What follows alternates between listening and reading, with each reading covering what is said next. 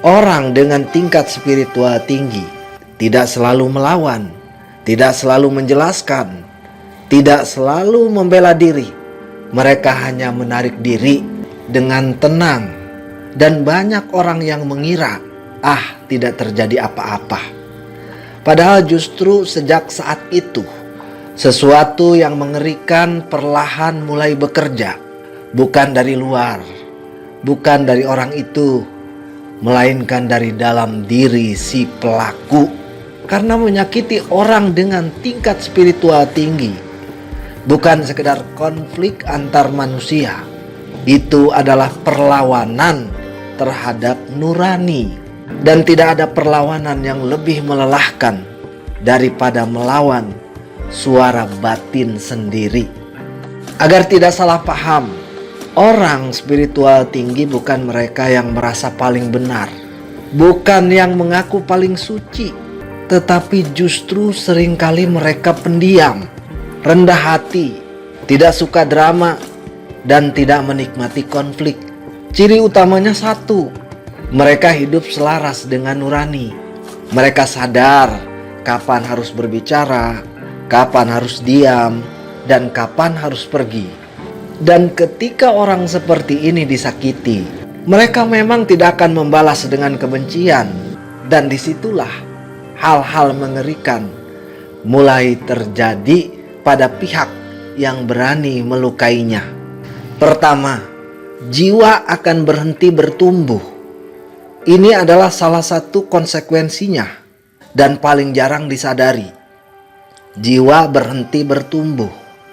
Usia bisa bertambah, pengalaman bisa bertambah, namun kedalaman batin tidak. Hidup terasa datar, tidak ada kebijaksanaan baru, tidak ada kedewasaan yang sejati. Mengapa ini terjadi? Karena pertumbuhan spiritual menuntut satu hal mutlak, yaitu rasa hormat terhadap kesadaran orang lain. Tanpa itu, hidup hanya bergerak secara fisik, bukan secara batin. Kedua, dipaksa menghadapi diri sendiri yang paling menakutkan. Pada satu titik, kesibukan tidak lagi cukup, hiburan tidak lagi menenangkan, topeng sosial mulai runtuh. Orang yang menyakiti akan dipaksa bertemu dengan dirinya sendiri. Munculnya ingatan yang tidak diundang, rasa bersalah yang muncul secara tiba-tiba, dan kesadaran bahwa ada luka yang pernah dibuat. Ini mengerikan karena tidak semua orang siap menghadapi kebenaran tentang dirinya. Pada titik ini, banyak orang yang lari, sedikit yang berani berubah. Ketiga, kesuksesan yang terasa kosong. Ini adalah bentuk kengerian yang paling tidak disadari. Pelakunya mungkin berpengaruh, kaya dan sukses. Namun setiap pencapaian tidak akan membawa kepuasan. Ada rasa kosong yang tidak bisa dijelaskan. Ada rasa lelah yang tidak sembuh dengan istirahat. Mengapa demikian? Karena menyakiti orang yang hidupnya dari kesadaran akan membuat seseorang terputus dari makna. Dan kesuksesan tanpa makna adalah penjara yang indah namun terasa menyesakan. Yang keempat, akan kehilangan hubungan yang tulus. Dan ini bisa jadi nggak tahu kenapa. Orang spiritual tinggi sering menjadi pendengar yang tulus, penenang yang alami, atau tempat pulang emosional. Ketika mereka disakiti, mereka tidak akan membuat keributan. Mereka tidak akan membuka aib. Mereka tidak akan menyerang balik. Tetapi mereka akan menghilang dari hidup si pelaku. Dan setelah itu pelaku mulai merasakan sesuatu yang aneh. Hubungan-hubungan berikutnya akan terasa dangkal, penuh kepentingan, cepat rusak, dan tidak menghangatkan jiwa. Yang mengerikan bukan kehilangan orang itu, tetapi kehilangan kualitas hubungan seumur hidup tanpa pernah tahu penyebabnya. Yang kelima, matinya intuisi dan kebijaksanaan batin. Orang yang berani menyakiti orang dengan tingkat spiritual tinggi akan perlahan kehilangan satu hal penting, kepekaan batin. Mereka mulai menjadi sering salah menilai orang, mudah tertipu, sulit membedakan niat baik dan buruk. Hal ini kenapa bisa terjadi? Karena intuisi hanya hidup di ruang batin yang jujur. Saat seseorang berani memanipulasi, merendahkan, atau menyakiti dengan sadar, batin menjadi ramai, dan intuisi tidak akan pernah berbicara di tengah keriuhan. Ini mengerikan, karena tanpa intuisi, hidup dijalani dengan tebakan, bukan kebijaksanaan. Keenam, akan terus terjebak dalam pola lama yang melelahkan.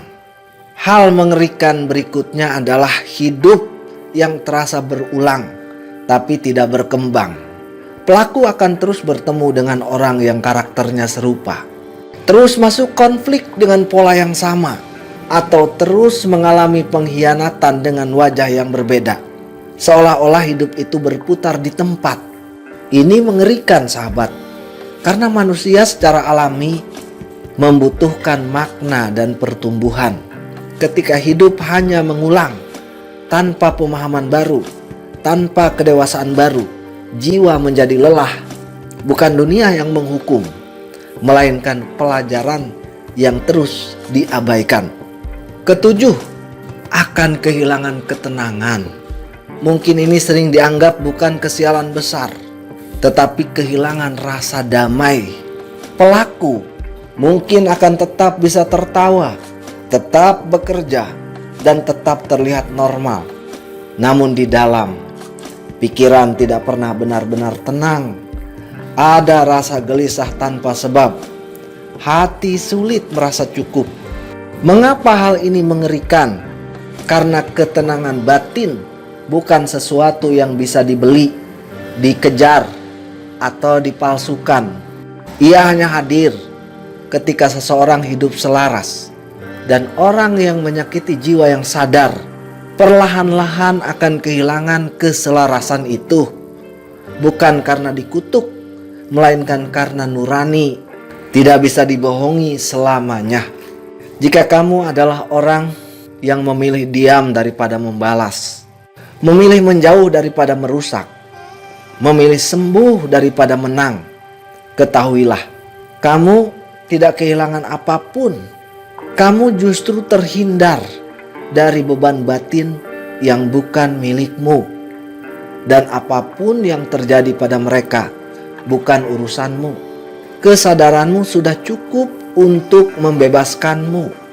Hal yang paling mengerikan bukanlah karma yang datang dari luar, melainkan hidup yang terus berjalan tanpa kedamaian di dalam. Dan itulah yang terjadi ketika seseorang berani menyakiti jiwa yang hidup dengan kesadaran tinggi. Selamat menempa jiwa dan terus semangat.